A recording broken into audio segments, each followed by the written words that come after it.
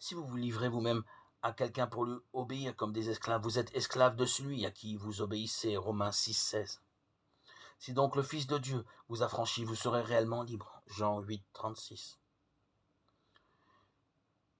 Ma profession m'obligeait à être souvent en déplacement, mes absences pesaient à ma famille. Un jour, à mon retour, ma fillette eut l'idée de me ligoter afin que je ne puisse plus m'en aller.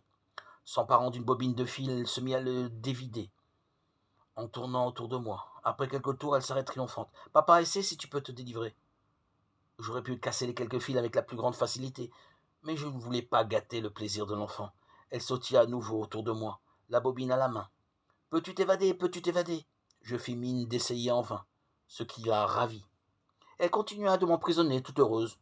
Enfin, je voulus briser mes liens, mais c'était trop tard. Ce qui aurait été un jeu d'enfant au début m'était devenu impossible. Le nombre de fils qui m'entouraient à présent était trop grand. Te voilà prisonnier, jubilait la petite fille en battant des mains. Je dus bon gré mal gré appeler ma femme à la rescousse. Cette anecdote rappelle la technique de l'araignée qui, pour neutraliser sa proie, l'entortille dans un fil très fin mais très résistant et assez long pour la paralyser complètement.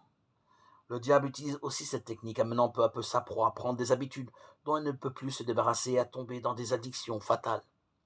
Mais il n'est jamais trop tard pour crier à Dieu et obtenir la libération.